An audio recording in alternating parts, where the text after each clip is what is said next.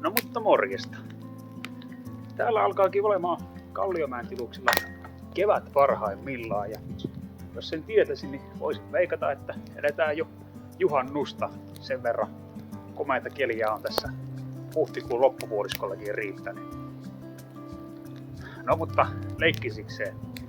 Tässä nyt näyttää siltä, että nämä pihatyöt saa vieläkin odotella jonkun aikaa. Niin ehkä me tehdään näin, että siirrytään kumminkin sisätiloihin ja mennään katsomaan siellä sitten tämänkertaisen videon sisältöön.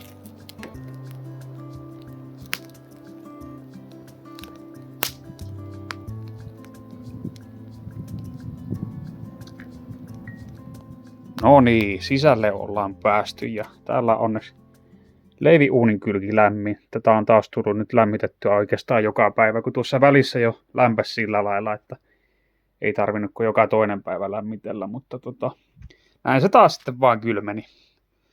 Mutta mikäs täällä sisällä nyt lämpimässä sitten on, niin ajattelin, että tarvitsisiko meidän tällä kertaa vähän tutkia tätä talon irtaimistoa ja esineistöä, mitä tässä on tullut sitten remontoitua pikkuhiljaa ja yksitellen sitä mukaan, kun on niitä ehtinyt ja sillä lailla, että niillä on myös ollut joku paikka, mihin ne laittaa. Niin aloitellaan tästä vaikka viimeisimmästä, eli tästä vaatekaapista. Tämän vaatekaapin kunnostuksesta ja ehostuksesta teinkin tuossa ihan hiljattain sen kaksiosaisen videosarjan.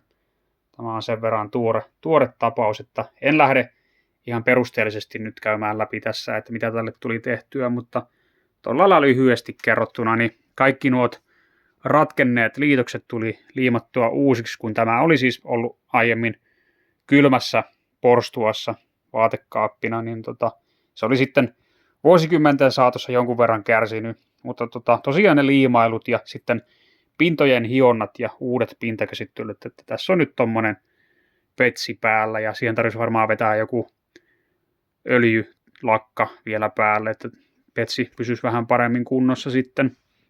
Ja sisällä ei ollut hyllyjä tätä ennen, niin ne tuli sinne sitten lisäytyä ja tuolla on myös tämmöinen fressi maalipinta sisällä, kun tää oli vähän tosiaan semmoinen nuhjunen ja hivenen ehkä tupakanhajuinen kaappi, niin sitä tuli nyt paljon sitten käyttöystävällisempi tällä lailla vaate- ja vuodenvaatekäyttöön näin maalaamalla. Ja saihan tämä sitten näitä uusia vetimiä ja helotustakin, että on tämmöinen vähän freshimman näköinen.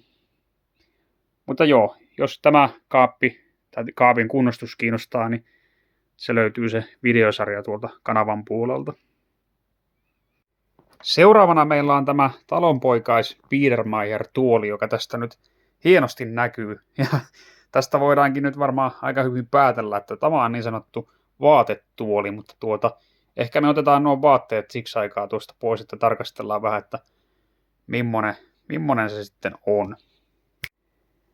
Elikkä tämmönen talonpoikais Biedermeier-tuoli kyseessä ja se oli tuolla saunakamarissa muistaakseni. Tämä oli todella heikossa kunnossa. Mä voisin tähän väliin näyttää pari kuvaakin siitä, että millainen se oli silloin kun sen löysin, että tähän piti nämä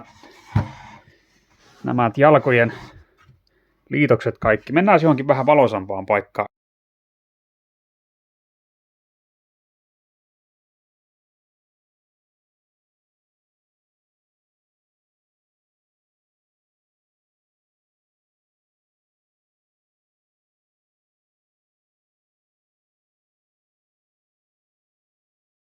No niin kuin tuossa jo kuvista nähtiin, niin tähän tuli tehtyä etujalkoihin nämä paikkapalat, eli tuossa tämä on uutta ja samaten sitten tällä puolella, niin tämä alue tästä on uutta palaa ja se on sitten öljyväreillä maskeerattu tuolla lailla ja uudet puutapit, joilla pysyy ja sitten tämä pinta tuli harjattua sillä, että kaikki irtonaisin maali lähti pois ja sitten siihen tuli vedettyä tuo hiukan sävytetty kuultoöljy, niin sai nämä öljyvärimaskeeraukset sitten istumaan tämän alkuperäisen kauhtuneen maalipinnan kanssa. ei tämä notku vieläkään, vaikka tämä on nyt sitten ollut jo kuinka kauan, pari vuotta korjattuna, mutta toki ei tämä istuinkäytössä ole ollutkaan, ja istuinkäyttö ei tule tulemaankaan, kun ei sitä ikinä tiedä sitten, että koska tästä joku osa pettää. Että tämähän on ihan niin kuin alun perin ollut jo aika tämmöinen sirorakenteinen tuoli, että en tiedä kuinka paljon painoa se kestää, mutta joku varmaan vanha perintötuoli sitten ollut jostain tuolta 1800-luvun puolivälin tienoilta tai jopa alkupuoliskolta. Mutta mukavaa, ettei sitä oltu hävitetty, vaikka se varmaan sitten ollutkin jo siinä kohtaa huonossa hapessa, kun se on tänne taloon päätynyt. Nyt se saa viettää eläkepäiviänsä sitten perinteisenä vaatetuolina. No sitten olisi tämä mandoliini. Voisin tästäkin heittää tähän väliin muutamat kuvat, että millainen raato se oli siinä kohtaa, kun sen löysin tuolta ullakolta ja miten se sitten tuli nikkaroitua, mutta käytännössähän tämä koppa on siis kokonaan uutta.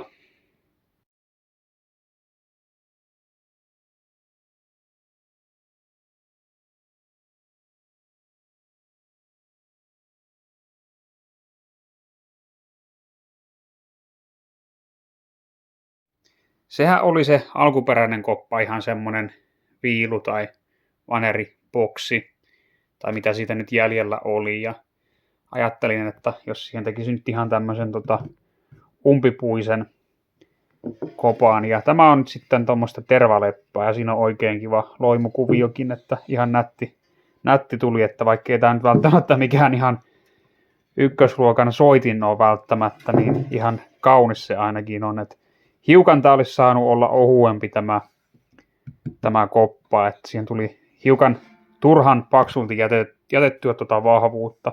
Olisi ollut varaa tuolta kai kovertaa enemmänkin pois, mutta tämä nyt oli tämmöinen ensimmäinen tämänkaltainen soitin rakennustyö, minkä on tullut tehtyä, niin menkööt sitten sen piikkiin. Ja kaulahan on tämä alkuperäinen. Siitä puuttuu noita nauhoja, täytyisi ne jostain siihen kehittää. Kyllä siinä jonkinnäköinen sointi on. Vireessähän se ei ole, mutta että ei tämä nyt ihan käyttökelvoton ainakaan ole. Ja virityskoneistot on kanssa alkuperäiset. Tuo yksi tuo vääntönuppi murtuu, mutta muuten pysyy ehjänä. Että tämmönen kiva. Kyllä se ainakin koristeena menee, jos nyt muuta virkaa ei ole. En tiedä, jotakin mielenvikaisuutta löytyy, että ei raskinut sitä roskikseen laittaa, että tämäkin rämä oli pakko sitten nikkaroida kuntoon, että tämä nyt on tämmöistä, mistä ei malta luopua. No sitten on tämä pikku kiikkustuoli, mikä tuli fiksailtua, että tässä ei ollut sen kummempaa kuin, että tässä taisi olla tämä toinen käsinoja hiukan irti, siellä oli kanssa joku naulaviritys tehty, niin se tuli siitä liimattua kuntoon ja sitten nämä jalakset oli ihan tyysti loppuun ajettu, kulunut tuosta keskeltä tommonen, mitä tosta nyt sanois, 1/3 oli hävinnyt varmaan tosta ihan keskikohdasta, niin siihen tuli tehtyä sitten koivusta tommoset paikat molemmille puolille, että olishan tässä voinut tietysti irrottaa tai yrittää irrottaa nuo jalakset kokonaan ja tehdä sitten uudet, mutta en tiedä, jotenkin sitä ei sitten vaan raskinut ja ihan hyvinhän tämä nyt on pelittänyt. Tämä on ollut kans jo nyt useamman vuoden käytössä, että muutenhan tämä keinutuoli on ehkä hivenen turhan pieni tai tuo selkänoja on turhan lyhkänen, niin ei ole ehkä kaikkein mukavin sikäli, mutta tulipa korjattua ja tästä varmaan täytyy jossain kohtaa sitten luopua, kun tämä on vähän turhan ahdas asunto sitten säilyttää kaikki mahdolliset huonekalut, mutta antaa se nyt vielä toistaiseksi olla täällä. Katsotaan sitten, jos sille löytyisi joku hyvä koti jostain, niin voi ehkä miettiä tästä luopumista. Tässä on nyt tämä vanha lasitaulu, joka täältä löytyi ullakolta, tai se oli oikeastaan palasina ja sen sitten puhdistin ja kokosin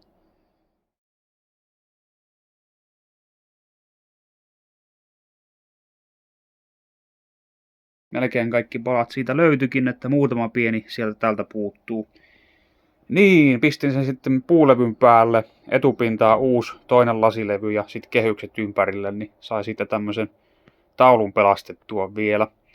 Mähän esittelin tämän jo sillä yhdellä aiemmalla videolla, missä käytiin läpi tämän talon esineistöä, niin kommenteissa joku tiesi kertoa, että tämä on varmaankin semmoinen, mitä nuot sotilaat on sitten palvelusaikana tehnyt puhdetöinä. Mutta ei se tästä tietenkään mitään arvoa poista, että tämä on hieno historiallinen esine kyllä. En tiedä, onko näitä paljon olemassa enää. Se on kyllä harmi, että tämäkin oli särkynyt pieniksi paloiksi, että se nyt kutakuinkin näyttää tämmöiseltä ehjältä, kun se on koottuna tuon lasilevyn taakse, mutta parempi tämähän kuin se, että se olisi valla hävitetty. Nämä vanhat taitettavat puutarhatuolit oli kanssa ihan pakko kunnostaako. On tämmöistä vanhaa laadukasta paksua huonekaluputkea, että kestää kyllä hyvin verrattuna semmoisiin, mitä nykyään myydään, että vääntyy tosi herkästi poikki.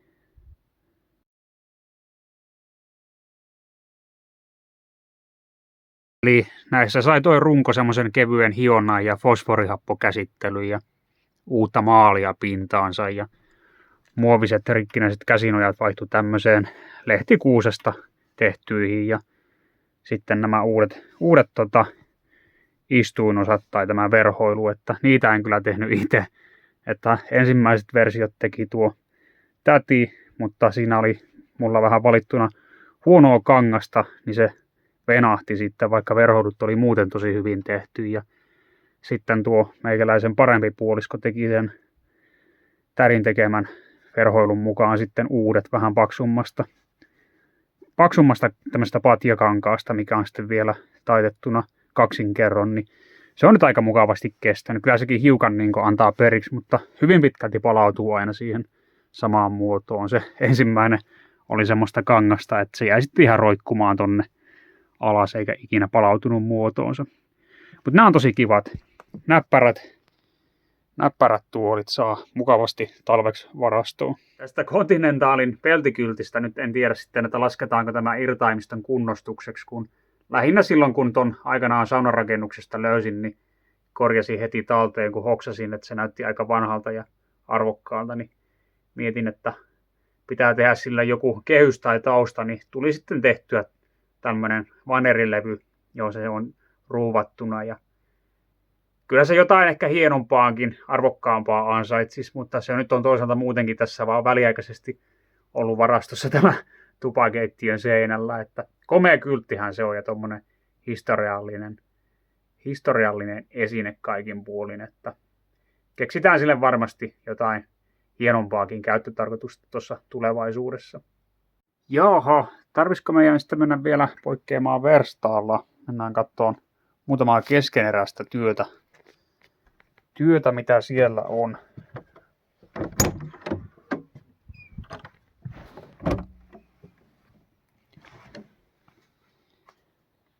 Kyllähän täällä näköjään onneksi hyvin pitkälti kaikki lumeet heti on sulanut, että ei tästä takatalvesta nyt varmaan kovin pitkään jouduta kärsimään.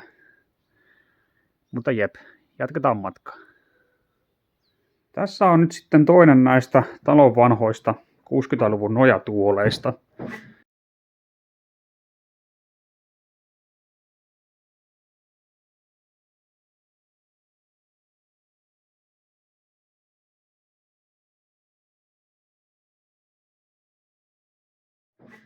Näissähän oli semmonen tosi ummehtunut tupakan haju pinttynyt kaikkiin verhoilupintoihin ja pehmusteisiin, että siinä sitten jo tuossa jossain kohtaa innoissani lähdin tämän toisen purkamaan ja repimään nuo vanhat verhoilut veksi, kun ajattelin, että pistetään heti kuntoon, mutta tuli sitten taas tämänkin osalta vastaan se, että ei sille ole mitään paikkaa, mihin sitten laittaa sen jälkeen, kun se on kunnossa. Kumminkin tarvisi jossain sisällä kuivassa ja lämpimässä olla.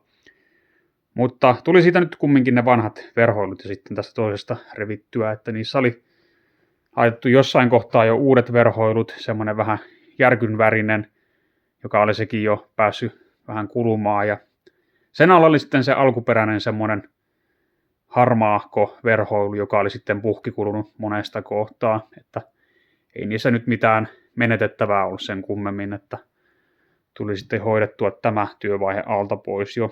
Toinen on vielä korkkaamatta, että täytyy säästää se melkein sillä lailla, että jos tekee itse näitä verhoiluita vaikka, niin on sitten vähän mallia, mitä käyttää. Saa nähdä, että tuleeko siitä mitään, että voi olla, että on parempi jättää se jonkun osaava ihmisen käsiin se verhoiluvaihe, että noit puukorjaukset nyt, mitä jos tarvii tehdä, niin hoituu kyllä, mutta ehkä noi kangashommat on semmoista, että täytyy sitten ulkoistaa, mutta olisi se ihan mielenkiintoista, vaikka mennä johonkin verhoilukurssille ja siellä sitten tehdä, että ei kai se nyt mitään loppupeleissä niin mahdotonta hommaa sitten ole, kun vaan jaksaa keskittyä siihen työhön ja on halu oppia se kankaan työstö. Tämän ikivanhan Biedermeier-keinutulin peräänkin on kyselty, että miten projekti etenee, niin tästä nyt näkee aika hyvin, että ei se etene.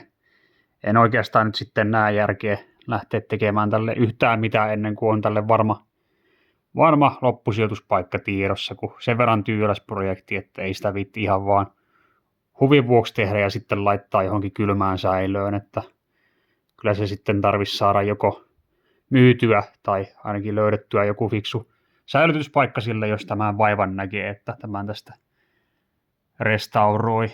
Yksi semmoinen luonnonväärä koivupölli olisi kyllä jo kuivumassa, että mistä saisi tehtyä mahdollisesti selkänojaa, uutta osaa ja ehkä jotain muitakin osia, että aika paljon tässä saa käytettyä hyödyksi näitä alkuperäisiä osia, mutta muutamat oli sen verran pahasti haljenneita, että tarvii ihan suosiolla sitten tehdä uudet. Niin kuin nuo jalakset muun muassa, ne oli ihan ensinnäkin loppuun ajettu ja sitten vielä katki monesta kohtaan. Niillä ei tee mitään, mutta katsotaan mitä tulevaisuus tuo tullessaan tämän projektin suhteen. Siinähän ne alkaa olemaan projektit tältä erää, mutta tämän nyt ajattelin vielä näyttää, kun löytyi remontoidessa ja siivotessa niin nurkista tämmöinen Hesarin vanha lehti, jossa oli näin komea Chevroletin mainos. Se on täällä 1938. Olihan tämä sitten pakko kehystä ja laittaa seinälle. Komea taulu siitä tuli. Mutta jes, kiitos taas oikein paljon kun viihdyit videon ääressä ja jos meikäläisen sisältö kiinnostaa, niin heitä ihmeessä kanava tilaukseen, jos et ole sitä vielä tehnyt, niin nähdään sitten seuraavienkin videoiden parissa.